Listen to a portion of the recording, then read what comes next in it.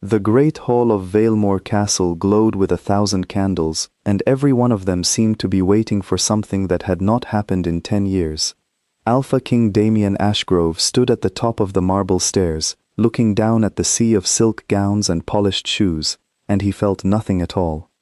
He had felt nothing for a long time. 10 years ago, his parents had died in a border skirmish, leaving the throne of Valemore to a young man who was not ready for it. He had grown into the role the way a tree grows around a fence post, bending his whole shape to fit a weight he never asked for. He ruled fairly, he fought well, he kept his kingdom safe, but his wolf, the deep and ancient part of him that should have recognized its mate the moment their paths crossed, had stayed silent through every meeting, every dance, every carefully arranged introduction his council had forced upon him. Tonight was supposed to end that silence. The elders had insisted. A king without an heir was a kingdom without a future, they said, and so invitations had gone out to every pack within 300 miles, calling every unmated Luna and every daughter of noble blood to the century ball. Valemore's ballroom had never held so many eligible women in one room before. Damien descended the stairs slowly, his expression calm and unreadable, while inside he felt only the tired weight of duty. He greeted Luna after Luna. He danced with women whose names he forgot before the song ended. He smiled when he was supposed to smile, and said the words he was supposed to say, and his wolf, curled somewhere deep inside his chest, did not so much as stir. He was beginning to think the night would end exactly like every other night of the past decade, when the air changed. It was not loud, it was not dramatic, it was a scent, faint and clean, like rain on cedar wood, drifting across a ballroom thick with perfume and candle smoke. Damien's head turned before he even understood why. His wolf, silent for 10 years, surged upward inside him with a force that nearly buckled his knees. He gripped the back of a nearby chair, and for one terrifying moment, the powerful Alpha King of Valemore thought he might fall to the floor in front of his entire court. No one else seemed to notice at first. The music continued. The dancing continued. But Damien's second in command, a broad-shouldered wolf named Corin, was at his side in an instant, his hand steadying the king's arm. "My lord," Corin said quietly, alarm sharp in his voice, "are you unwell?" Damien did not answer. He could not. His eyes were already scanning the crowd, searching for the source of a scent that had just done something no perfume, no woman, no forced introduction had managed in 10 long years. He found her at the edge of the room, far from the dancing, far from the candlelight that made every other woman glitter like a jewel. She wore a plain grey dress with no embroidery, no lace, nothing to catch the eye. Her dark hair was pulled back simply, a few loose strands framing a face that was pretty in a quiet, unassuming way, the kind of face that did not ask to be noticed.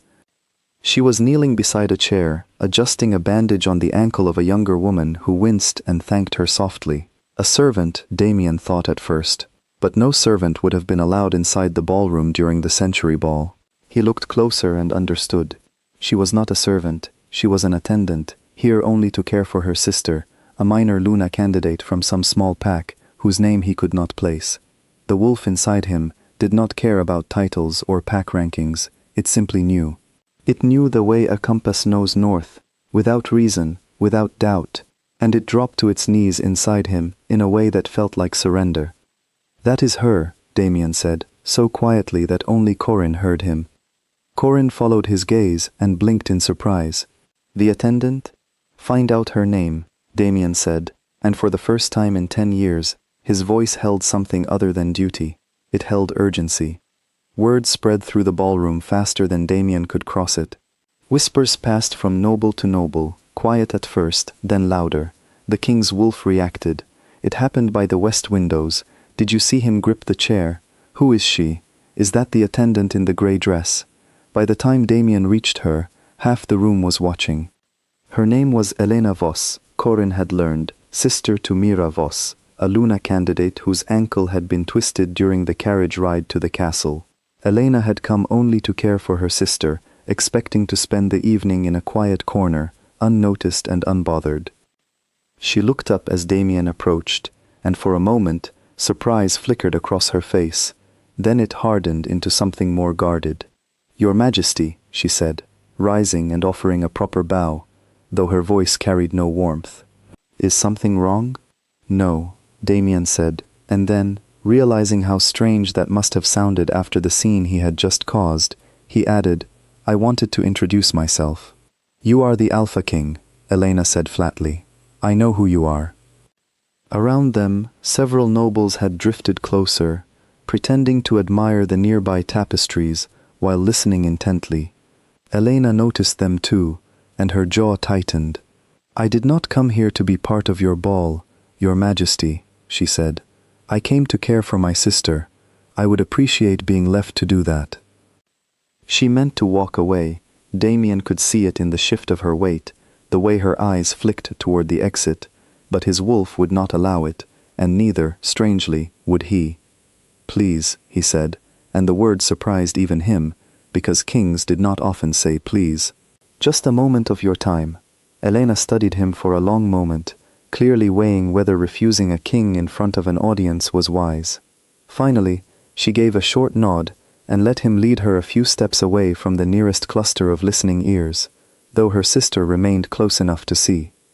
"You do not seem impressed by any of this," Damien said, gesturing at the glittering room behind them. "Should I be?" Elena asked. "Forgive me, Your Majesty, but I have seen what happens to women who get pulled into rooms like this one. Promises are made, attention is given, and then it disappears the moment it becomes inconvenient." There was an edge in her voice that told Damien this was not a guess, it was a memory. He did not ask about it, sensing it was not his to ask, but he filed the pain away carefully, the way his wolf seemed to want him to. "I am not asking for your attention because it is convenient," he said. "My wolf has never reacted to anyone before tonight, not once in 10 years. I do not fully understand what is happening either, Elena, but I know it is not nothing." Elena's expression did not soften. "Kings say many things at balls, Your Majesty. It does not mean those things are true, or that they will remain true tomorrow." "Then let me prove it is true," Damien said. "Not tonight, not with words. Let me prove it with time." Before Elena could answer, a voice cut sharply across the space between them. "How touching," said Lady Seraphine, a tall woman in deep red silk, who had, until moments ago, been considered the leading candidate for Damien's attention. "The king charms the help. Tell me, does she know how to curtsy, or only how to wrap bandages?" A ripple of laughter spread through the nearby nobles, though it was thin and uneasy.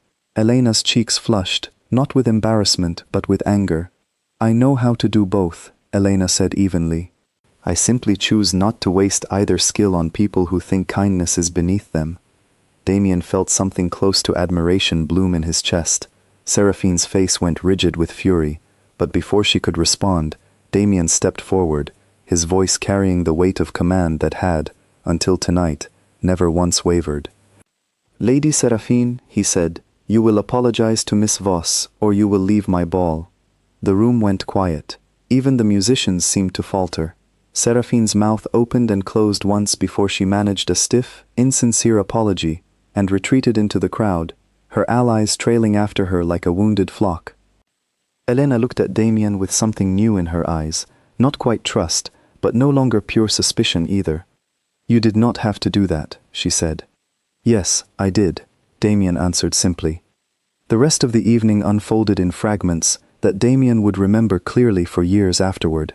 He learned that Elena's pack was small and struggling, that she had spent years caring for her sister after their parents passed, that she had once been courted by a nobleman who abandoned her the moment a wealthier match appeared, which explained the wariness she wore like armor.